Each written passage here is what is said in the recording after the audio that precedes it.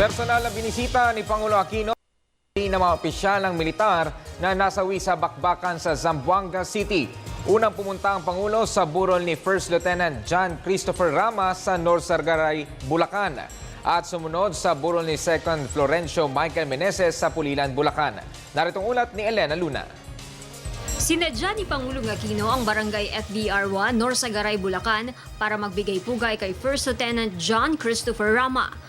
Ang bahay na ito ang inuuwian ni Rama pagkatapos ng mga misyon para makasama ang asawang si Erlinda at kanilang 2 taong gulang na anak na si Elisha.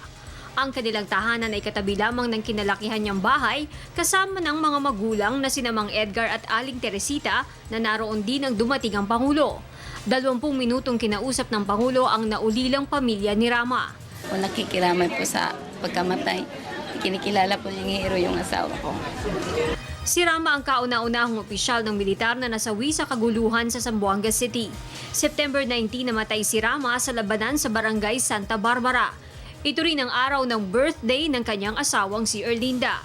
Ayon kay Erlinda, sinabi ng Pangulo na bibigyan sila ng educational assistance at tutulungan din siya para magkaroon ng kabuhayan.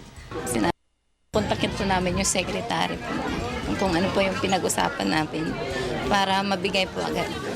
Especially yung pangkabuhay.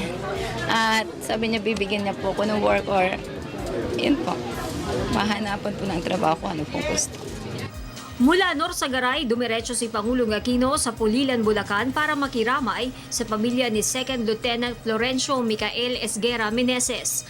Ang 27 taong gulang na opisyal ay nasawi matapos pangunahan ng kanyang grupo sa clearing operation sa Santa Catalina sa Zamboanga City.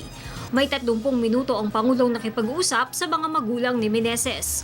Ayon kay Aling Regina, kinilala ni Pangulong Aquino ang kabayanihan ng kanyang anak. Si Meneses ay miyembro ng PMA Laon Alab Class of 2011. Para sa Telebisyon ng Bayan, Elena Luna.